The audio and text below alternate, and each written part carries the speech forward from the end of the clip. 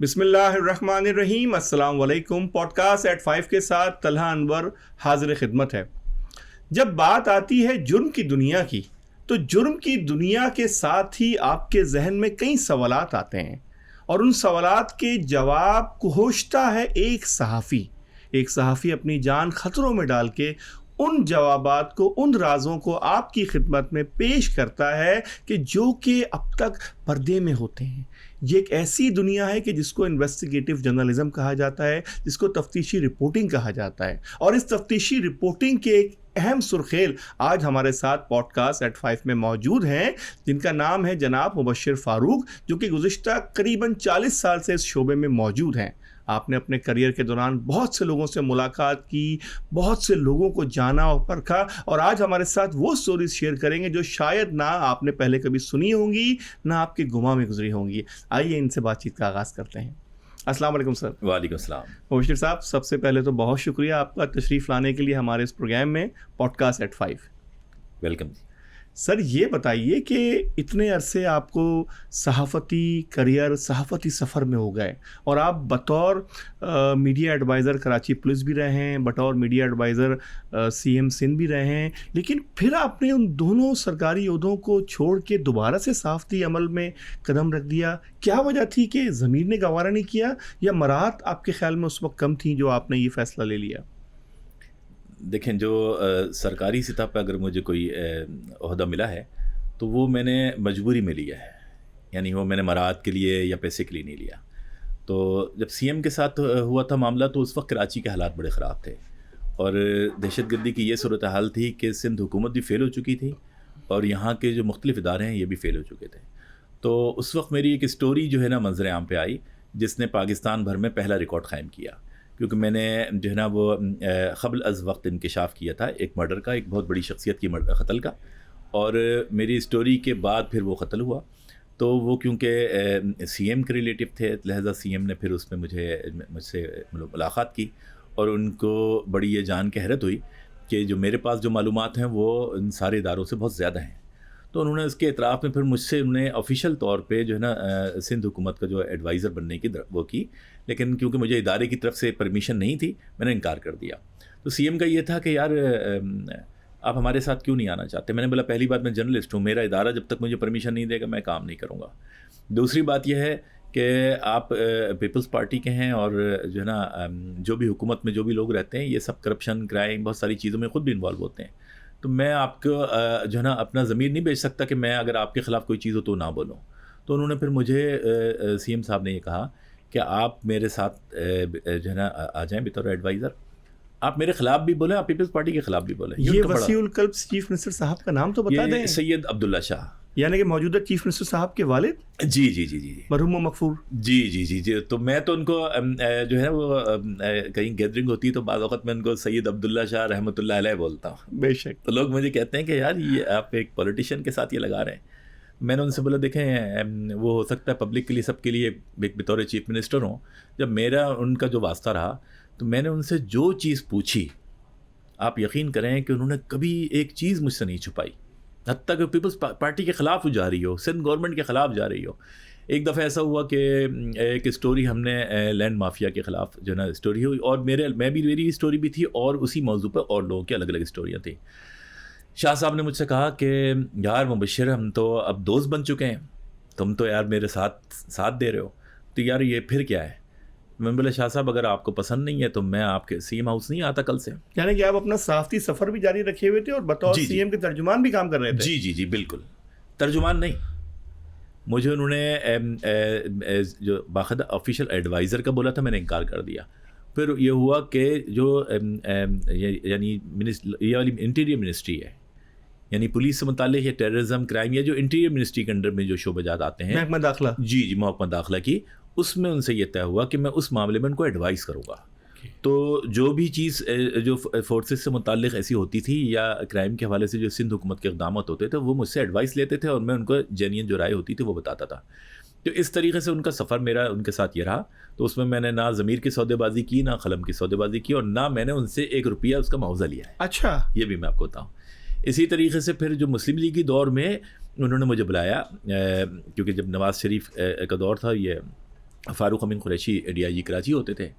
تو اس میں جو ایڈوائزر تھے وہ ان کا کام تھا یہ جو میڈیا اور پولیس کے درمیان جو فاصلے ہو چکے تھے, بہت زیادہ اختلافات تھے, فاصلے تھے, اس کو دور کرنے کے لیے. لیکن جب میں وہاں گیا تو مجھے وہاں جا کر بڑی بڑی رقموں کی انہوں نے آفر دی, اور انہوں نے مجھ سے یہ کہا کہ آپ نے جو ہے نا وہ الطاف حسین کے خلاف, MQ کے خلاف ایک پروپیگنڈا مہم چلانی ہے, یعنی آپ کی خبریں ایسی ہونی چاہیے کہ ہر چیز ان کے خلاف جائے. تو اس سے مجھے اعتراض ہوا کہ میں ایک پروفیشنل جرنلسٹ ہوں اور میں کسی کے سیاسی مفادات کے لیے کام نہیں کرتا.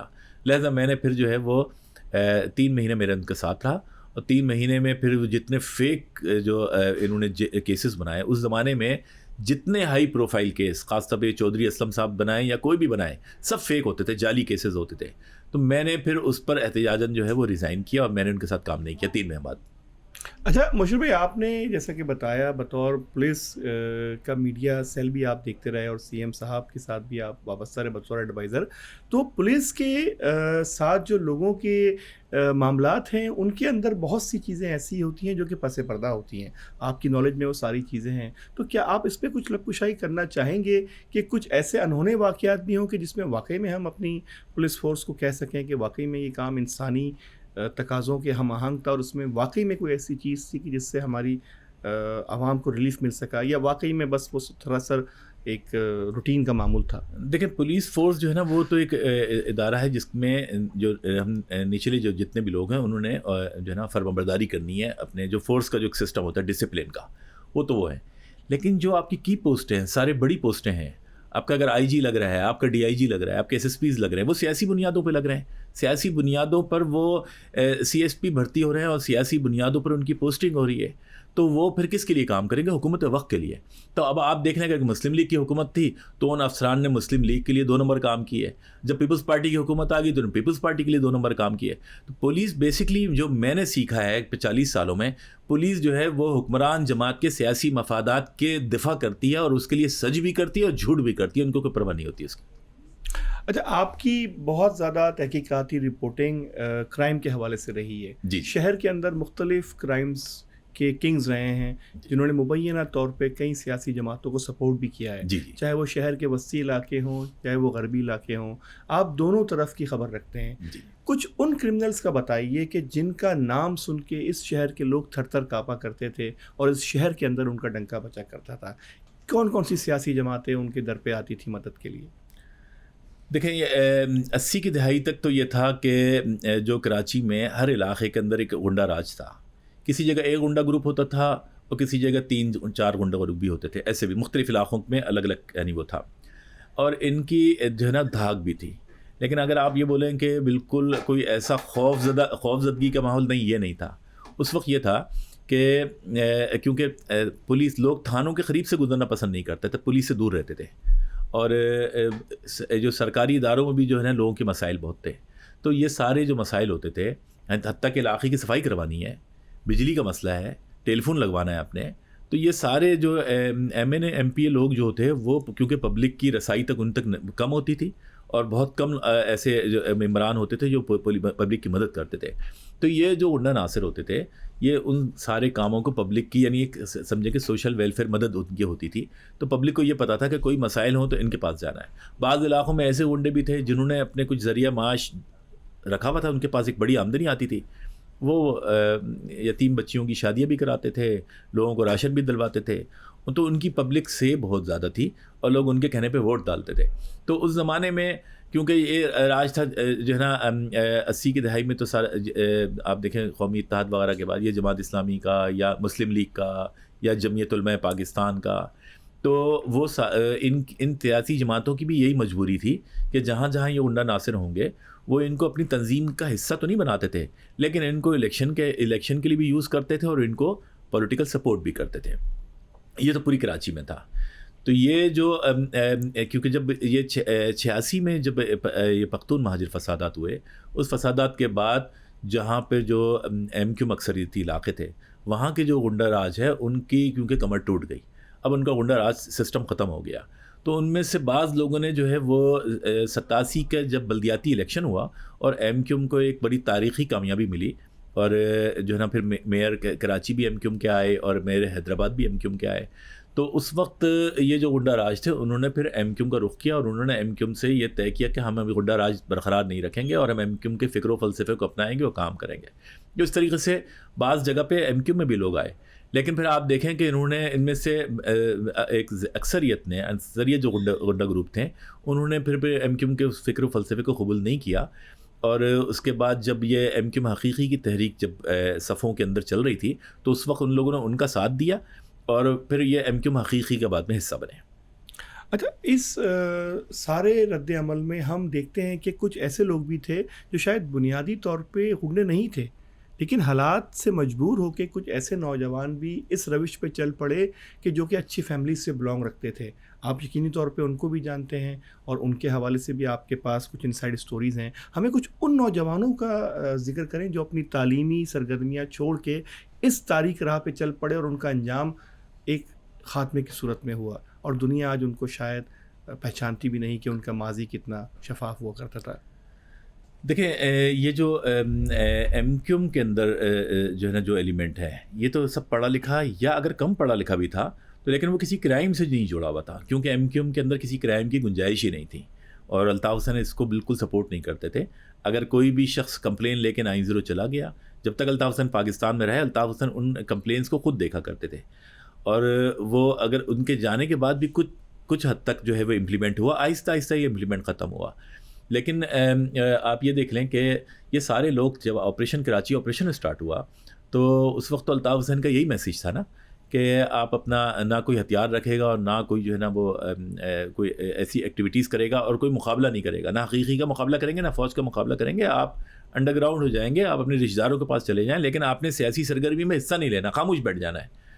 تو ہوا یہ کہ یہ تو الطاف حسین کیونکہ ریاستی اداروں سے ٹکراؤ نہیں چاہتے تھے تو یہ چیز شروع ہوئی, لیکن اس کا ایک دوسرا پہلو بھی سامنے آیا. ہوا یہ کہ اب جو بھی ایکٹیویٹیز ہوئیں, کیونکہ جب اس ایم کیو ایم حقیقی آئی اور ان کے جو مسلح دستے تھے پھر انہیں کارروائیاں کی تو کسی نے ذاتی طور پر انفرادی طور پر اس کا مقابلہ بھی کیا اور کسی نے نہیں بھی کیا.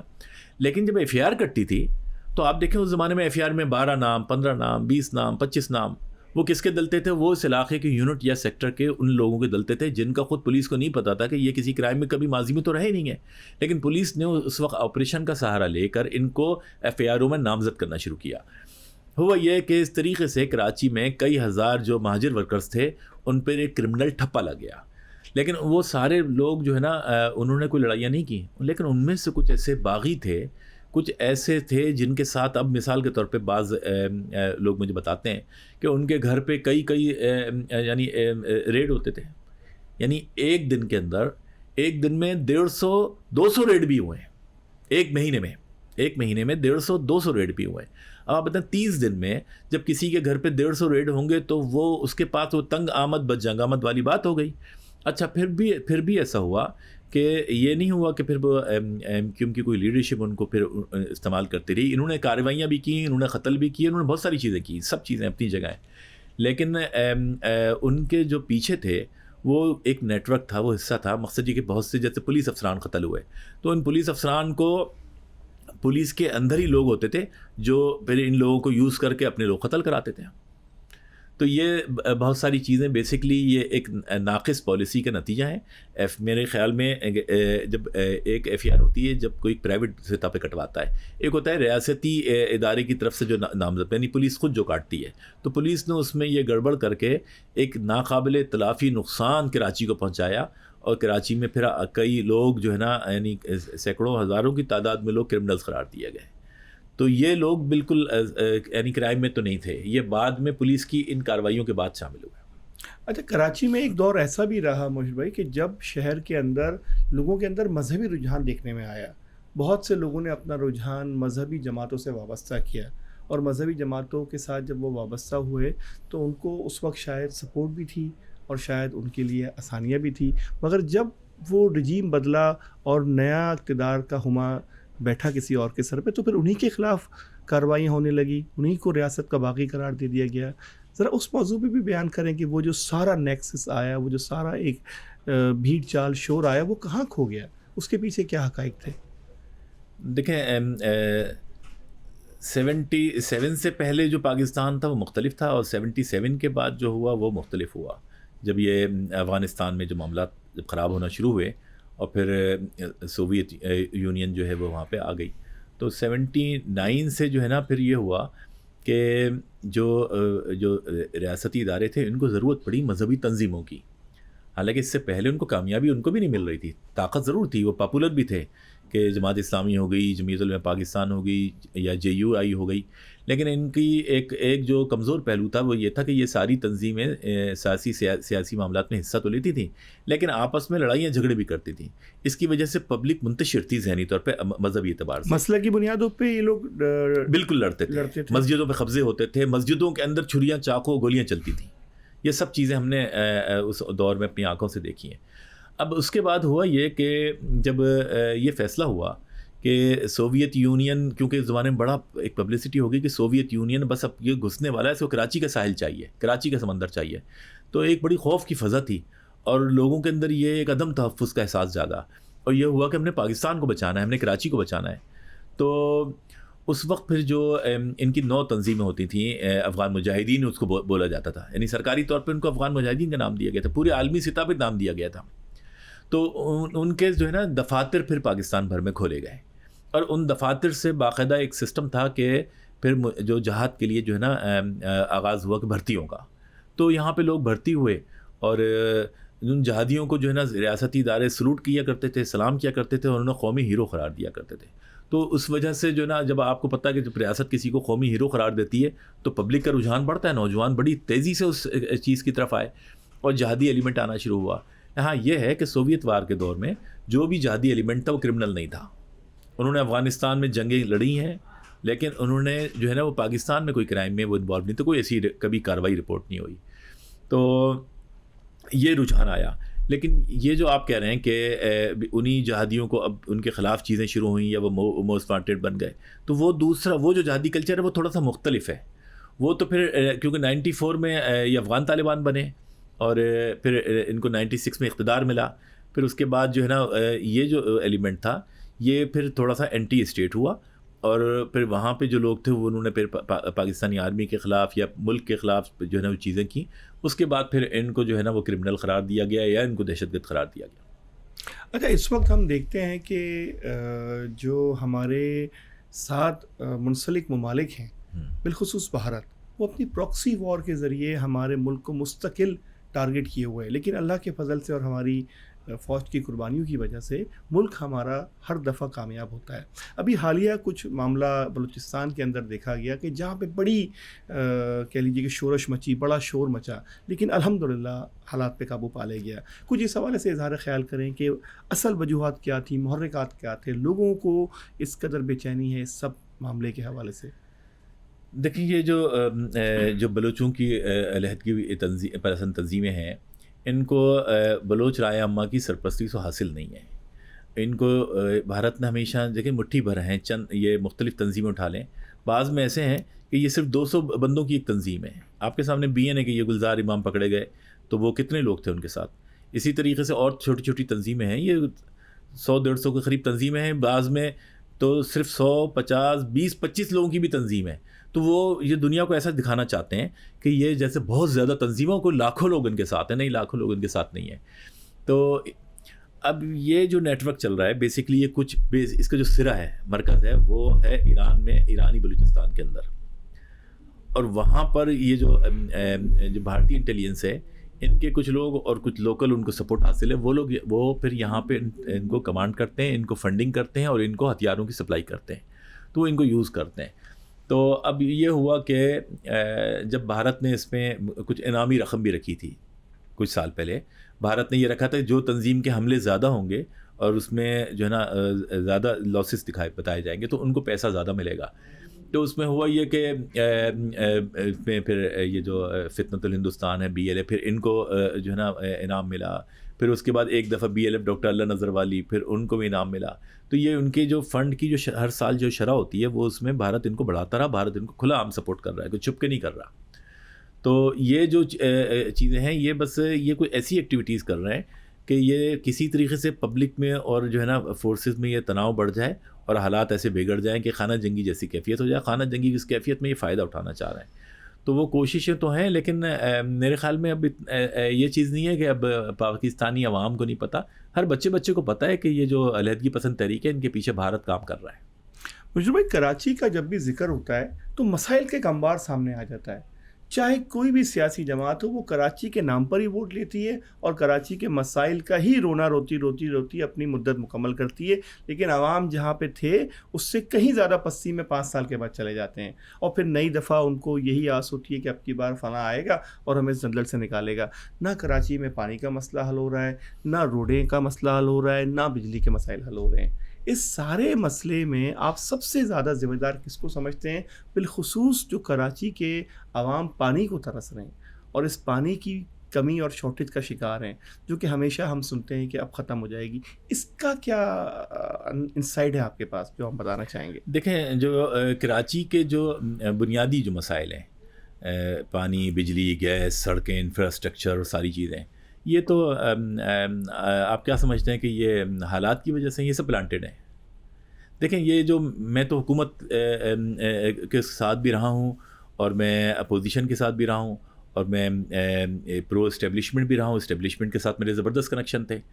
یہ وہاں پہ ایک فارمولہ ہے، وہ کہتے ہیں کہ پبلک کو نا پورے رائٹس نہیں دینے چاہیے۔ مثال کے طور پہ میں آپ کو ایک بڑی شخصیت کا بتا رہا ہوں کہ وہ مجھ سے کہنے لگے کہ ایک گاڑی گفٹ کرنا چاہتے تھے مجھے، میں لینا نہیں چاہتا تھا، تو انہوں نے مجھ سے کہا کہ یار پھر آپ جو ہے نا کبھی بڑے آدمی نہیں بن پاؤ گے۔ تو میں نے بولا کس وجہ سے؟ میں تو اپنے علم سے، اپنی قابلیت سے، اپنے کام سے بڑا آدمی بن سکتا ہوں، اور مجھے اس کا کوئی شوق نہیں، میں تو اپنا مشن سمجھ کے کام کر رہا ہوں۔ انہوں نے بولا دیکھیں، بڑے آدمی کے لیے بنیادی طور پر نا وسائل چاہیے۔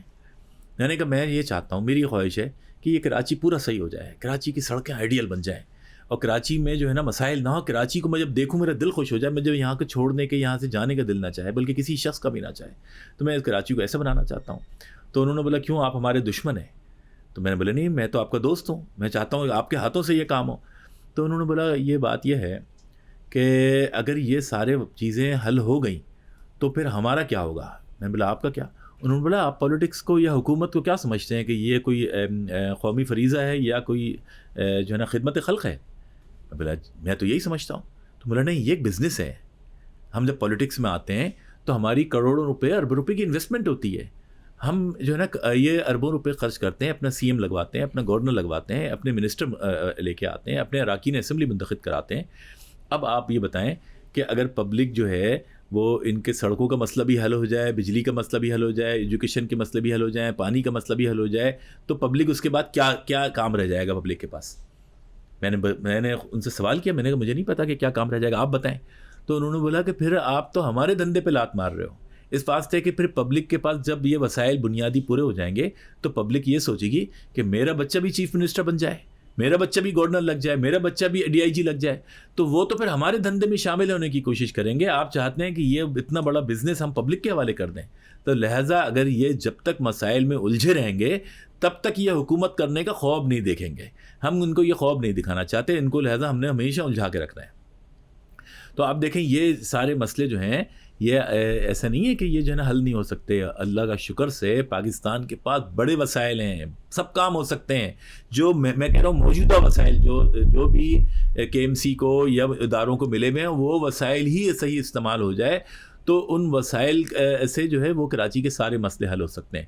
لیکن یہ بھی بڑی بدقسمتی اور بڑی المیہ ہے ہمارا کہ میں آپ کو ترقیاتی جو ہمارا بجٹ ہوتا ہے کراچی کا جو ترقیاتی بجٹ ہوتا ہے، یہ آپ کیا سمجھتے ہیں پورا لگتا ہے؟ میری تو بڑی بڑی حکومتی عہدیداروں کے ساتھ اور یہ سارے سرکاری افسران کے ساتھ بیٹھ کے ساری چیزیں ہماری ہوئی ہیں۔ بھائی ٹوٹل 40% لگتا ہے، 40%، 60% جو ہوتا ہے جو برسر اقتدار تنظیمیں ہوتی ہیں ان کو بطور گفٹ ملتا ہے کہ وہ اپنے تنظیمی معاملات دیکھیں اور اپنے لوگوں کو سیٹل کریں۔ وہ پبلک کے لیے نہیں ہوتا، وہ پیسہ جو حکومت نے مختص کیا ہوا ہے سرکاری فنڈ میں دکھایا جاتا ہے کہ اتنے ارب روپے سڑکوں کے لیے، اتنے ارب روپے فٹ پاتھوں کے لیے ہیں یا پانی کی لائنیں ڈالنے کے لیے ہیں، وہ پیسے کھا لیے جاتے ہیں۔ اور اس میں سب شامل ہیں، کسی ایک کو بھی آپ بری جمع کرا نہیں دے سکتے، سارے اسٹیک ہولڈرز فائدہ اٹھا رہے ہیں اس سے۔ جو آپ ان کے بیانات سے سمجھ سکتے ہیں کہ وہ کتنے خوش ہیں۔ جو خلاف بول رہا ہے نا سمجھے کہ اس کو حصہ نہیں مل رہا، اور جو نہیں بول رہا سمجھے کہ اس کو حصہ مل رہا ہے۔ محترم جناب مبشر فاروق صاحب کے ساتھ گفتگو مزید بڑھاتے ہیں اور ہمارے ساتھ جڑے رہیے. ملتے ہیں ایک چھوٹے سے بریک کے بعد.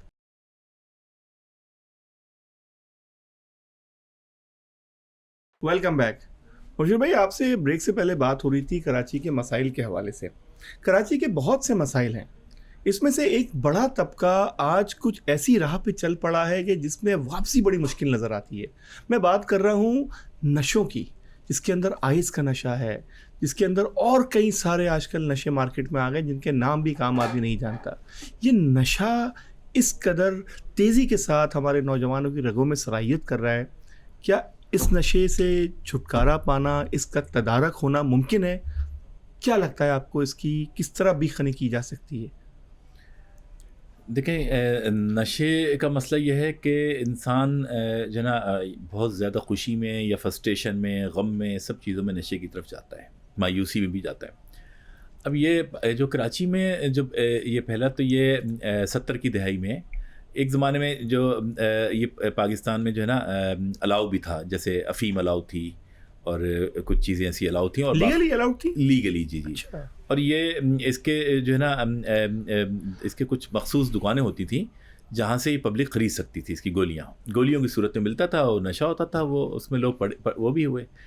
اب سوویت وار کے بعد جب افغان مہاجرین کی کوئی بڑی پالیسی نہیں بنائی گئی، آنکھ بند کر کے یہ پاکستان میں جہاں چاہے ٹھہر جائیں، تو اس میں بہت سارے خراب لوگ بھی اس میں شامل ہوئے، اور پھر اسلحہ کلچر بھی یہاں پہ انٹروڈیوس ہوا اور منشیات کلچر بھی ہوا.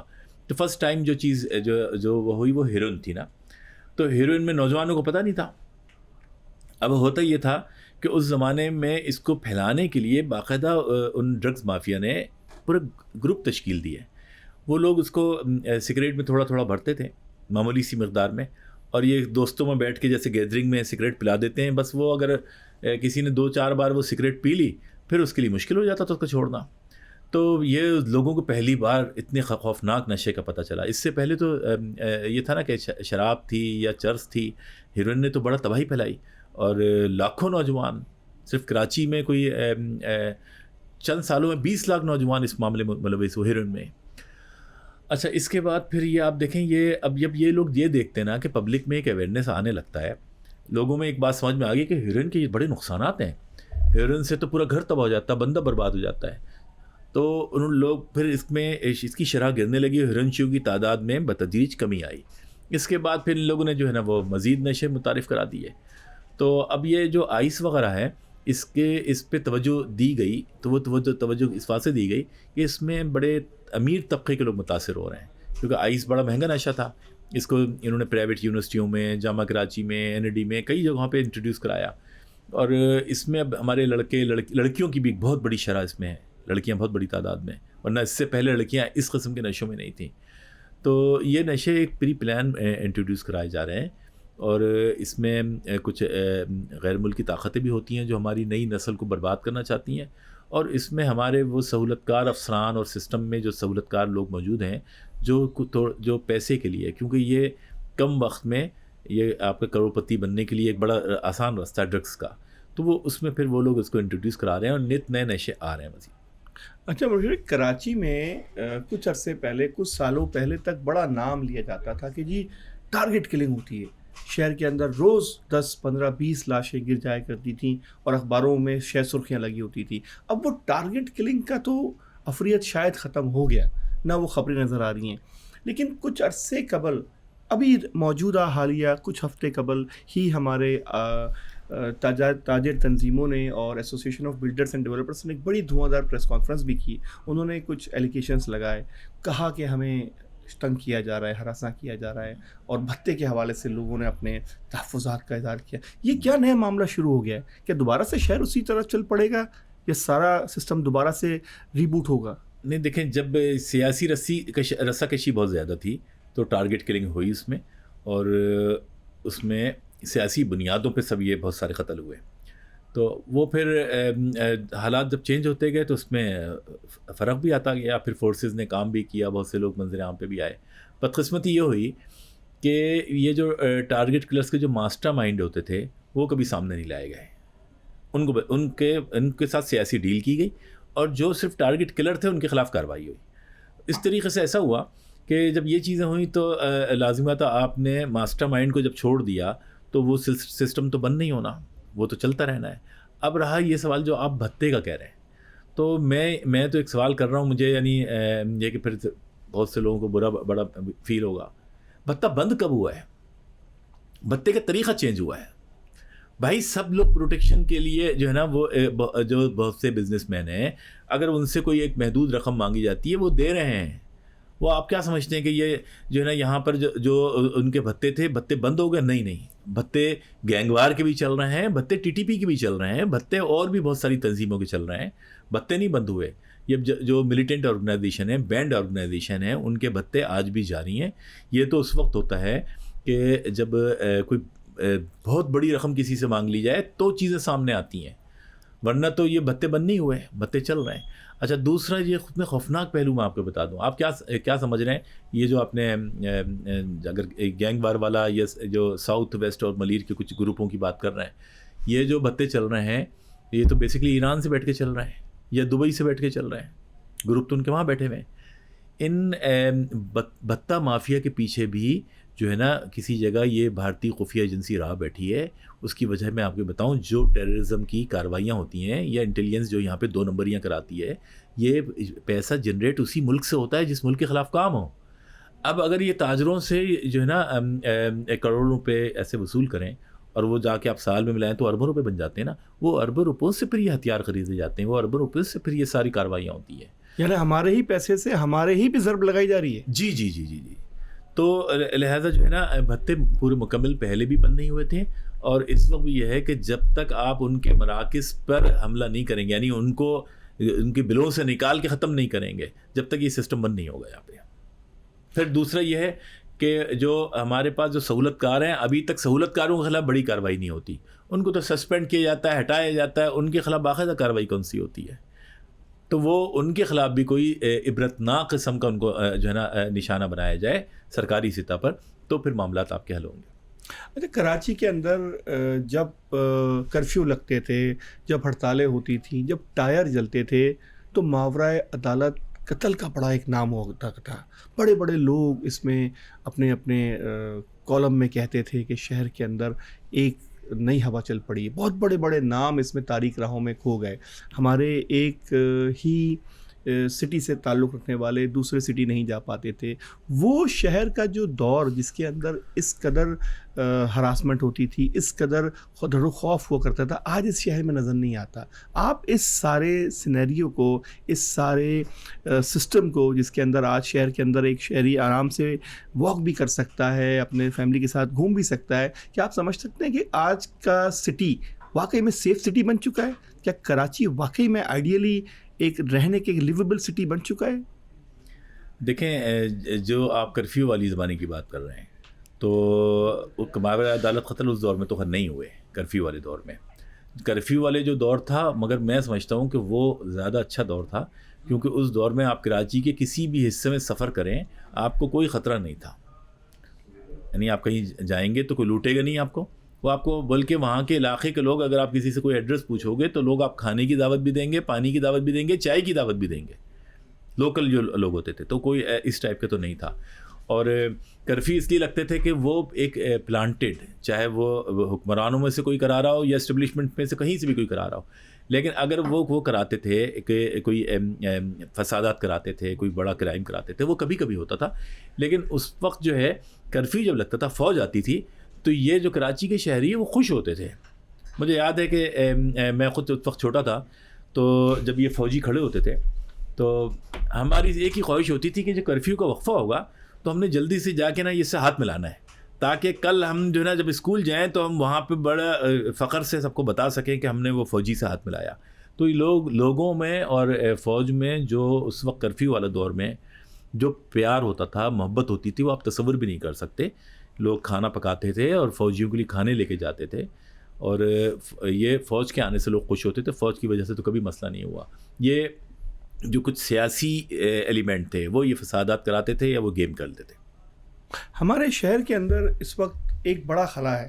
سیاسی طور پہ کوئی ایسا چہرہ نظر نہیں آتا, کوئی ایک ایسا ویکیوم ہے جو شاید کوئی بھرنے کو تیار نہیں ہے, یا جو بھرنے کو تیار ہے تو اس کو لوگ قبول نہیں کر رہے. اس خلا کا, اس سیاسی ویکیوم کا کتنا آپ عمل دخل دیکھتے ہیں ہماری سیاسی قیادت کے فقدان کے اندر اور اس شہر کی ذبوحانی کے حوالے سے؟ دیکھیں, میری ذاتی رائے یہ ہے کہ جب یہ مختلف تنظیمیں جو ہے وہ فیل ہو گئیں, پھر یہاں پر جو ہے نا وہ جب ایم کیو آئی, تو میرے خیال میں وہ خلا تو پر ہوا وہ ساری چیزیں. لوگ آج بھی کراچی میں جو ہے نا اگر ویکیوم ہے, وہ اس کی وجہ یہ ہے کہ وہ آپ نے مائنس الطاف کیا ہوا ہے. مائنس الطاف کی وجہ سے پبلک تو کسی اور کو لیڈر تسلیم کرنے پہ تیار نہیں ہے, لہٰذا وہ خلا پیدا ہو گیا ہے. وہ الطاف حسین کو اگر وہ پابندی ہٹ جائے, اگر وہ جو ہے نا منظر عام پہ آ جائیں, یعنی ان کو آزادی مل جائے, تو یہ خلا پھر ختم ہو جائے گا. آج بھی ان کی اکثریت ہے. اب جب کوئی ڈیلیور کرے گا تو لوگ اس کو تب مانگیں گے نا. تو یہاں پر تو جو بھی تنظیمیں ہیں انہوں نے ڈیلیور کچھ بھی نہیں کیا, تو لہٰذا جو ہے نا وہ پبلک ان پر اعتماد کرنے کو تیار نہیں ہے. اتنی سی بات ہے.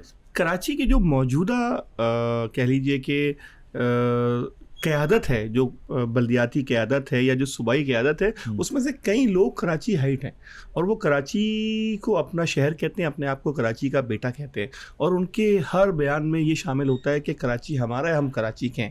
کیا آپ حقیقی طور پہ سمجھتے ہیں کہ اگر ایسا ہے تو کراچی کے مسائل حل نہیں ہو جانے چاہیے تھے, یہاں کے لوگوں کو ریلیف نہیں مل جانا چاہیے؟ کراچی ہمارا اس لیے ہے کہ کراچی کو لوٹنا ہے, تو ہمارا ہے, ہم مل کے لوٹیں گے اس کو. تو وہ لوٹ رہے ہیں یہاں پہ. تو کام کیا کر رہے ہیں؟ اگر کوئی بھی بلدیاتی نمائندے ہیں تو کون سی سڑک بن گئی, کون سے پانی وہ ہو گیا. آپ صرف یہ جو بجٹ ہوتا ہے سارا ترقیاتی فنڈ کا, یہ اس کی آڈٹ کرا لیں, اس کو چیک کر لیں, اور یہ جو کانٹریکٹر ایسوسی ایشنز ہیں ان کے لوگوں کو بٹھا لیں, اور آپ معلوم کر لیں کہ سارا فنڈ کہاں چلا گیا, تو آپ کے سامنے آ جائے گا یہ. تو یہ لوگ کیسے جو ہے نا بول سکتے ہیں؟ یہ تو بولیں گے کراچی ہمارا ہے, اس واسطے کہ لوٹنے کے لیے کوئی اور شہر میں اتنی جگہ چیزیں نہیں ہے نا بھائی. بالکل درست فرما رہے ہیں. اچھا, آپ نے اتنے سارے انویسٹیگیٹو جرنلزم کے ایکسپیرینسز کے اندر بہت سے ایسے لوگوں کو بھی دیکھا جو کہ اپنی ذاتی زندگی کے اندر بڑے نیک تھے. بظاہر ان کا کردار دنیا کی نگاہوں میں کچھ بھی ہو, لیکن وہ کچھ ایسے نیکی کے کام بھی کرتے تھے کہ جو وہ رابن ہوڈ کہنا جانے لگے. اس میں آپ نے کچھ لوگوں کا ذکر بھی کیا. ذرا کچھ ان لوگوں کے حوالے سے بھی بتائیں جو کہ لوگوں کے اندر ایک ہلکا احباب بھی رکھتے تھے, اور جن کو لوگ اپنا گرو اور اپنا دردماندہ بھی سمجھتے تھے. کرمنل ہوں یا ٹیررسٹ ہوں, کوئی بھی ہوں, یہ بہرحال کوئی ایسے نہیں ہوتے کہ کوئی خونی درندے دیکھنے میں یا ملنے میں.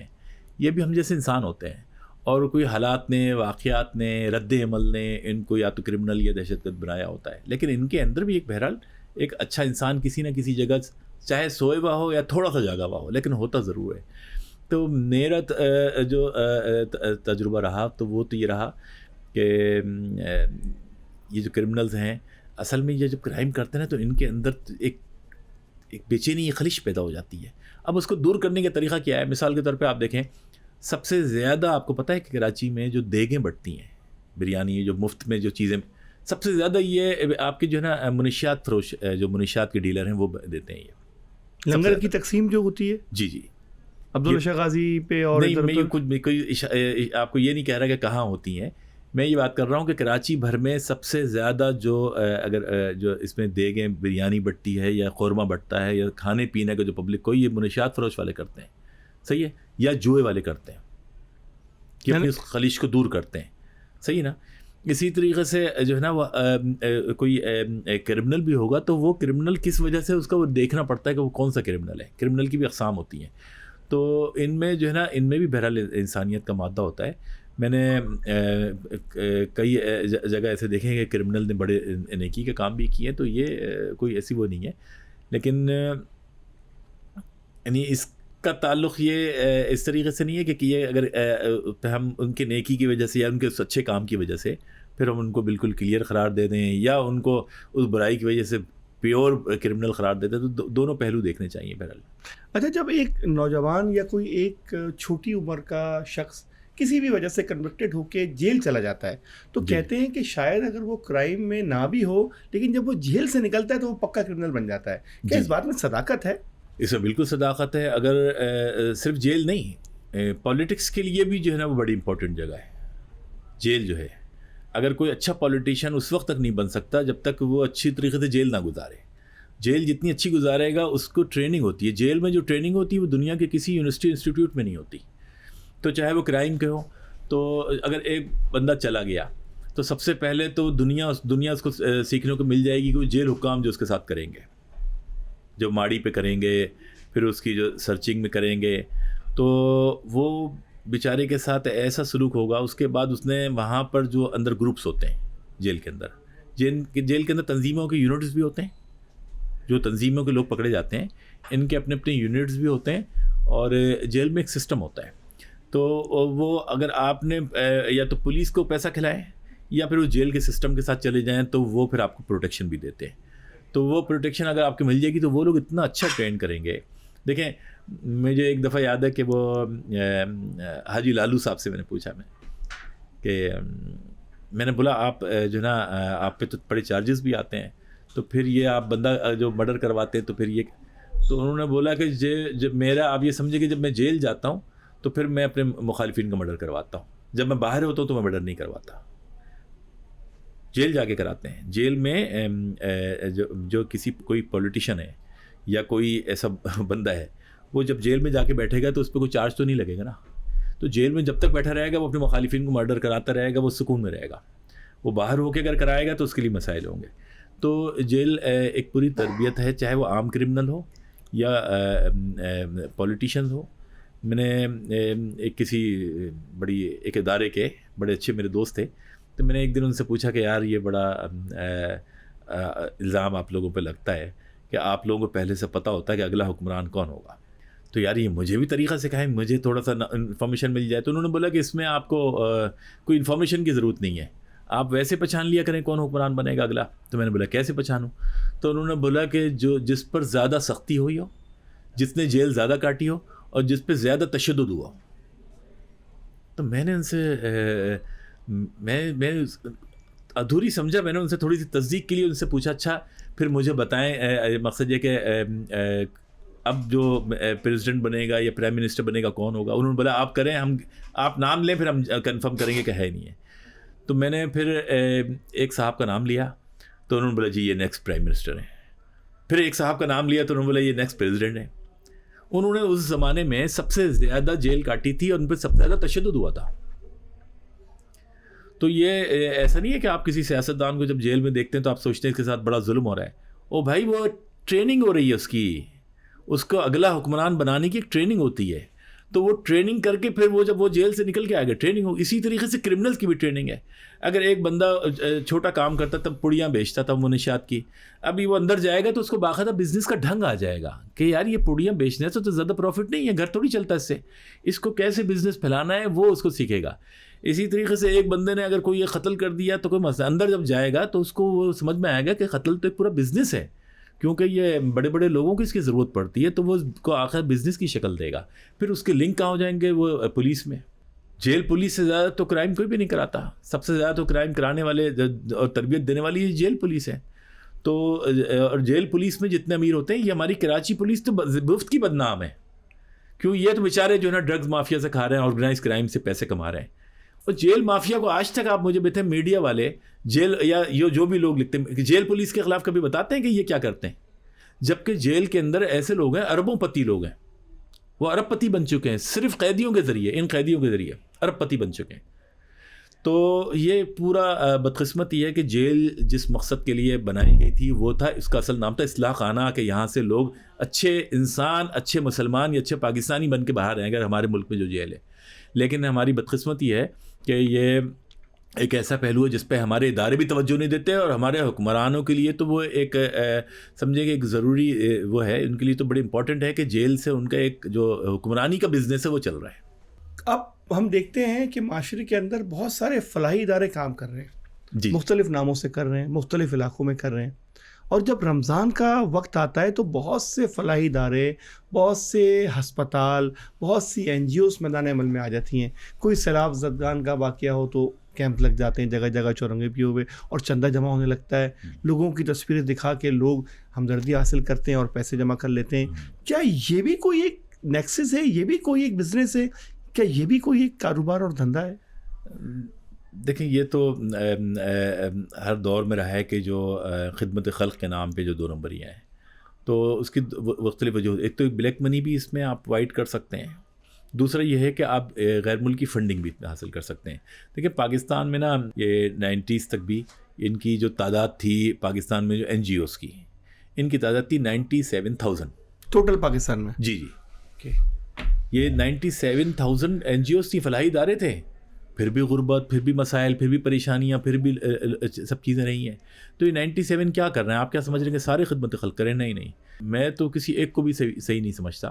لیکن چلو یہ ہے کہ بعض ادارے ایسے ہیں کہ کم از کم اگر وہ کچھ 2 نمبریاں کر رہے ہیں تو بہت سارے اچھے کام بھی ہو رہے ہیں، بہت سارے غریبوں کا بھلا بھی ہو رہا ہے. لیکن اس میں جو اکثریتی جو NGOs ہیں وہ بیسکلی یا تو کسی فورن مشن پہ ہیں، یا وہ جو ہے وہ اپنی بلیک منی کو وائٹ کر رہے ہیں، یا وہ کوئی اسپائی نیٹ ورک چلا رہے ہیں. جی یہ ساری NGOs کے پیچھے جو ہے نا وہ گیم ہے. تو بہرحال 9/11 کے بعد کافی سختیاں تو ہوئی ہیں، بہت سی NGOs کو پھر بینڈ بھی کیا گیا اور ان کے لائسنس بھی کینسل کیے گئے. لیکن بہرحال مکمل طور پہ ابھی تک اس کا خاتمہ نہیں ہوا ہے. لیکن پہلے جو تھا 90s کے، اس کے مقابلے میں بڑی حد تک تدارک ہوا ہے اس کا. مبشر فاروق صاحب کے ساتھ گفتگو مزید دلچسپ رخ اختیار کرے گی مغرب بریک کے بعد.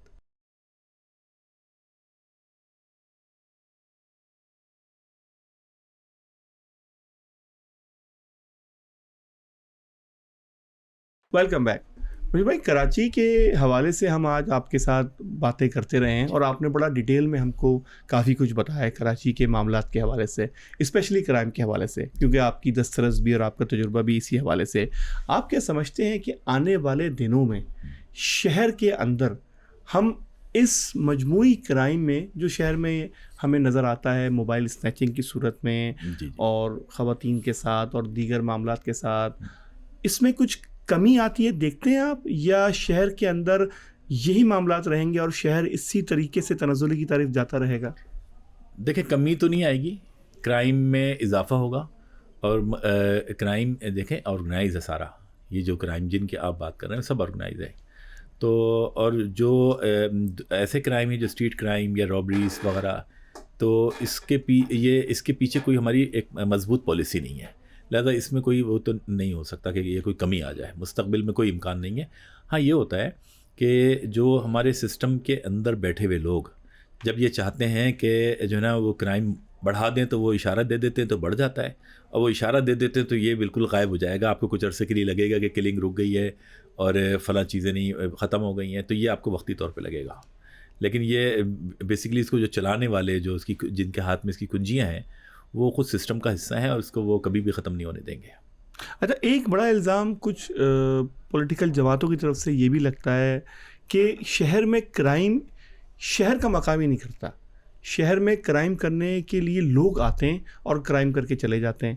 کیا اس بات میں صداقت ہے؟ بطور تحقیقاتی رپورٹر اور صحافی آپ اس بات کو سچ سمجھتے ہیں یا یہ محض الزام ہے؟ ایک تو دیکھیں اگر کراچی سے مراد آپ لیں کہ نسلی در نسلی بھی تو بہت سارے کر رہے ہیں. اب اگر رحمان کا نام ہے یا حاجی لالو کا، وہ صحیح ہے، وہ آپ بیس تو ان کی بھی یہاں پہ یہیں سے ہے، لیکن ان کے لنک سارے گاؤں سے ہیں. تو ایسے لوگ بھی ہیں جو جن کا تعلق کراچی سے ہے. لیکن ہاں یہ ہے کہ ایک بہت بڑی تعداد ہے جو دوسرے صوبوں سے آتی ہے. اس کی وجہ ہے کہ کراچی کا جو ایک ماسٹر پلان ہوتا ہے وہ نہیں ہوا. کہ آپ دیکھیں اتنا بڑا شہر ہے، اب آپ جا کے پشاور میں اس طریقے سے رک جاؤ یا کوئٹہ میں رک جاؤ تو آپ نظروں میں آ جاؤ گے، ایک نہ ایک دن آپ کو پوچھا جائے گا بھئی آپ کیوں ہو. لیکن اور آپ وہاں پہ اتنا آسان بھی نہیں ہے کہ آپ بزنس کر لو یا کوئی کام کر لو. لیکن وہ چیز یہاں پہ تو یہاں پر ایک تو ایلیگل امیگریشن بھی بہت ہے اور لیگل بھی ہے کہ دوسرے صوبوں سے جو پاکستانی بھائی ہمارے وہ بھی آ رہے ہیں، لیکن ایلیگل بھی ہے. تو ان لوگوں کے لیے کوئی ایک جامع پالیسی نہیں بنائی. دیکھیں ایک علاقہ ہوتا ہے، اس میں ہوتا ہے نا کہ اتنے لوگوں کے لیے ہم پینے کا پانی پرووائڈ کریں گے، اتنے لوگوں کے لیے سڑکیں بنائیں گے، ایک انفراسٹرکچر ہوتا ہے، ایک وسائل ہوتے ہیں. اب آپ نے اچانک پورا پاکستان یہاں پہ کود پڑے، لوگ آئے، اور یہاں باقاعدہ پولیٹیکل پارٹیوں نے اپنے جو اکثریت کو اقلیت میں، اقلیت کو اکثریت میں بدلنے کا جو فارمولہ ہے نا، اس کے تحت بھی یہاں پہ انہوں نے امیگریشن کرائی ہے. اور باقاعدہ کرائم کے لیے بھی باقاعدہ یہاں پہ جو کرمنلز ہیں، ڈکیت ہوتے ہیں، ہاؤس رابری جو ہوتے ہیں، یہ سب کے لیے باقاعدہ جو ہے نا ورکنگ ہوتی ہے. اور وہاں سے گروپ آتے ہیں، وہ یہاں پہ بطور وزٹ آتے ہیں. جیسے 3 مہینے آئے، 3 مہینے میں ان کو ایک ٹارگٹ ہوتا ہے کہ ہم نے 50 ڈکیتیاں کرنی ہے اور ہم نے اتنے پیسے کمانے ہیں. وہ چلے جائیں گے، نیا گروپ آئے گا، وہ 3 مہینے انجوائے کریں گے، مری میں گھومیں گے، پاکستان میں اور جگہ گھومیں گے، باہر بھی چلے جائیں گے، انجوائے کریں گے، پیسہ کمایا اتنا. پھر اس کے بعد وہ دوبارہ آئیں گے تو وہ دوسرا گروپ آ جائے گا, وہ 3 مہینے وارداتیں کرے گا. تو بہت ساری یہ ہاؤس رابریز چیزیں, کرائم, یہ دوسرے صوبوں سے آتے ہیں اور جاتے ہیں, جو پرماننٹ یہاں نہیں رہتے. ایسی تعداد بھی بہت بڑی ہے. ایک بڑا اس میں نام لیا جاتا ہے جو گھریلو کام کرنے والے ملازمین ہیں, ان کا بھی بڑا نام آتا ہے. ہمارے اکثر پولیس کی طرف سے پیغامات بھی آتے ہیں کہ ان کو رجسٹرڈ کریں باقاعدہ ایپ کے تھرو, مگر لوگوں میں اس کی آگہی بڑی کم ہے, اور اکثر لوگ پھر بعد میں شکوہ کر رہے ہوتے ہیں کہ ملازمین جن کو ہم نے کام پہ رکھا وہ ہاتھ دکھا گئے. کیا اس حوالے سے کوئی آپ سمجھتے ہیں کہ پراپر قانون سازی یا کوئی میکینزم نہیں بننا چاہیے لوگوں میں اویئرنیس کے پیغام کے لیے کہ ان لوگوں پہ اعتماد نہ کریں جن کو آپ صحیح سے جانتے بھی نہیں؟ تو وہ کیسے کریں گے؟ یہاں پہ تو آپ سیٹوں پہ بیٹھے ہوئے لوگوں پہ اعتماد نہیں کر سکتے, تو عام آدمی کا آپ کیا کہیں گے؟ یہ جو گھریلو ملازمین والا ہے, یہ تھوڑے بہت جرائم تو پہلے بھی ہوتے تھے, اب جو ہے اس کی شرح بڑی ہے. تو اس کی وجہ یہ ہے کہ ہمارا جو علاقے کا جو کلچر ڈیولپ تھا وہ ٹوٹ چکا ہے. پہلے لوگ برسہ برس ایک ہی علاقے میں رہتے تھے, وہاں پر کوئی بھی اگر جو کام کرنے والے لوگ ہوتے تھے, لوگ ان کو پہچانتے تھے, ان کی فیملی سے, ان کے بڑوں سے, چھوٹوں سے, یہاں پہ لوگ آتے تھے. اب جو ہے وہ کیونکہ ایک جو امیگریشن ہو رہی ہے اس میں ایک بہت بڑی تعداد آئی ہے, تو وہ بڑی تعداد اگر کرے گی تو آپ کے پاس اس کا بایو ڈاٹا سسٹم تھوڑی ہے. یا تو یہ حکومت کے پاس ہو کہ وہ ایک فارمولہ بنا دیں, ایک رجسٹریشن ہو, جب بھی کوئی آپ کسی کو گھریلو ملازم رکھیں یا ملازمہ رکھیں تو وہ اس رجسٹریشن اس کے بعد سرٹیفکیٹ ہونا چاہیے, وہ ہو جائے. لیکن ہمارے پاس کیا ایسی گیم ہے, اس کو بھی لوگ پھر کوئی اور مفادات کے لیے استعمال کر لیں گے, تو وہ نہیں ہوا, امپلیمنٹ اس پہ نہیں ہوا. تو یہ تو آپ کو مسائل ایک دم ختم نہیں ہو سکتے گھریلو ملازمین میں, کیونکہ الیگل امیگریشن بہت ہے اور آپ سب کے بارے میں واقف کار نہیں ہے, نہ اپنی جاسوسی کر کے اتنی معلومات کر سکتے ہیں. تو یہ خطرات تو رہیں گے سر, کیونکہ رابریز وغیرہ چیزوں کے لیے جو ہے نا ایک جو پہلے سے جو انفارمیشن چاہیے ہوتی ہے وہ تو یعنی ملازمین کے ذریعے ہوتی ہے. مختلف لوگ ہوتے ہیں, اس میں بعض وقت گھر کے خود لوگ بھی ہوتے ہیں, ملازمین بھی ہوتے ہیں, تو بڑی کمپلینز اس میں ہیں, لیکن حکومت نے اس کے لیے کوئی مضبوط پالیسی نہیں بنائی ہوئی. ایک زمانے میں ایک سیریل کلر کہہ لیجئے یا ایک سائیکو کلر کہہ لیجئے, اس کا بڑا نام آیا آج سے کوئی قریباً 20 سال پہلے اخباروں میں, کہ جو کہ بچوں کے حوالے سے زیادتی میں بڑا ملوث تھا, اور بڑا وہ کیس اس زمانے میں مشہور ہوا, اور بعد میں پتہ لگا کہ وہ اپنے انجام کو پہنچ گیا. لیکن ابھی کچھ سالوں سے ہم دیکھتے ہیں کہ کراچی کے اندر بھی اس طرح کے کیسز دیکھنے میں آئے جس کو پورنوگرافی کہتے ہیں, اور کچھ ایسے لوگ سامنے آئے کہ جن کو ملوث پائے گیا اس طرح کی سرگرمیوں میں. یہ کیا رجحان پڑ چلا ہے؟ یہ کس طرح کی ذہنیت اس معاشرے میں پروان چڑھ رہی ہے کہ معصوم بچوں کا جنسی استحصال کیا جا رہا ہے اور ان کی ویڈیوز کو آگے پھیلایا جا رہا ہے جس کے اندر کچھ لوگ شامل ہیں؟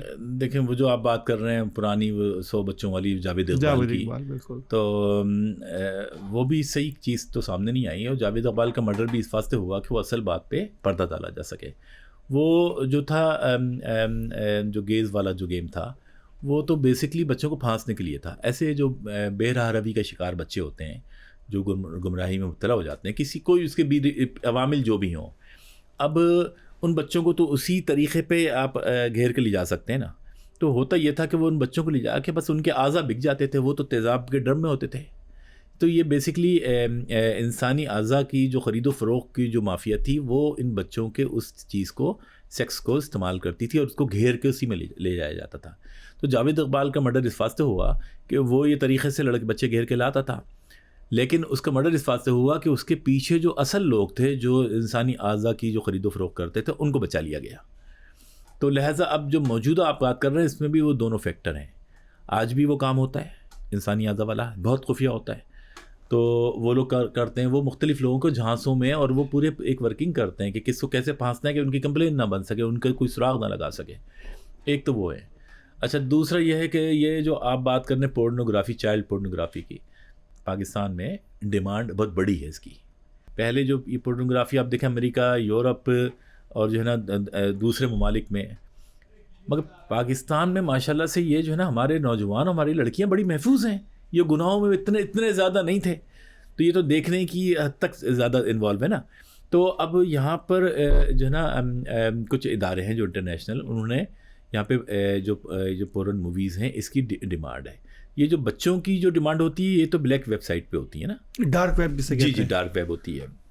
لیکن یہ جو عام پورنوگرافی ہے اس کی بھی ڈیمانڈ بڑی ہے, اور وہ کمپنیوں نے یہاں پہ رکھا ہے کیونکہ یہاں کے لوگوں کا اسٹیمنا شاید ان کو زیادہ نظر آ رہا ہے, اور یہاں پر بہت ساری جو ہے نا جو ان کے لوگ ہیں وہ ان میں کچھ یعنی چیزیں میں آپ کو بتا نہیں پا رہا، تو وہ اس وجہ سے یہاں پہ ریٹ اچھے مل رہے ہیں. اس میں پر گھنٹہ کے حساب سے وہ پورنوگرافی میں جو ورکر ہوتے ہیں ان کو پر گھنٹے کے حساب سے اچھی بڑی رقم ملتی ہے. تو کیونکہ یہاں پر گمراہی بھی پھیلی ہے، سوشل میڈیا کے ذریعے فحاشی بھی پھیلی ہے، بہرا روی بھی پھیلی ہے، پھر فرسٹریشن بھی پھیلی ہے، پھر اس کے بعد جو ہے نا وہ حالات جو روزگار کے ذرائع ہیں وہ بھی بڑے محدود ہوئے ہیں. تو لہٰذا یہ جو انڈسٹری ہے تھوڑی سی اس وجہ سے ترقی کر گئی، لیکن یہ خفیہ طور پہ اس کو کوئی سرکاری سرپرستی حاصل نہیں ہے. اور جو کیسز نظر آتے ہیں وہ بھی خالی خال، اور وہ بھی ہیں کہ شاید وہ رپورٹ ہو جاتے ہیں یا کوئی گرفت میں آ جاتے ہیں. یہ جو کچھ کیسز تو جیسے آئے ہیں تو وہ تو جو جنسی مریض ہوتے ہیں ان لوگوں کے کر کے کیسز کچھ آئے ہیں جو چھوٹے موٹے آپ نے دیکھو گے 5 لڑکوں کے ساتھ یا 15 لڑکوں کے ساتھ اس حد تک جو انوالو ہے. یہ باقاعدہ کوئی مافیا نہیں ہے، یہ تو جنسی مریض ہیں. یہ تو ان کی تعداد تو ہے اچھی خاصی. کچھ کے اختیار میں ہے کہ وہ ہمت کر رہے ہیں، بہت سارے یہاں پہ دل میں سوچ رہے ہیں، کر نہیں پا رہے بیچارے. مجھے بھائی آج کی اس نشست کے اندر ہم آپ کے ساتھ بہت سی باتیں ڈسکس کر چکے، اور ہم آپ کی اس گفتگو سے چاہیں گے کہ آگے بھی مستقل میں فیضیاب ہوں. لیکن آج کی اس نشست کے لیے ہم آپ کے دلی طور پہ شکر گزار ہیں اور چاہیں گے کہ آپ ہمیں مزید آئندہ کی نشست کے لیے بھی وقت دیں.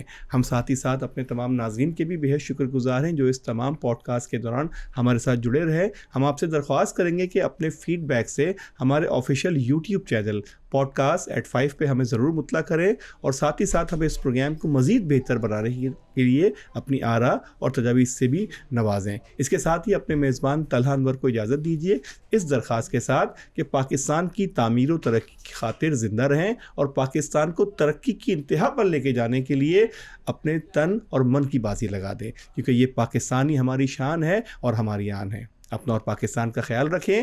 اللہ حافظ.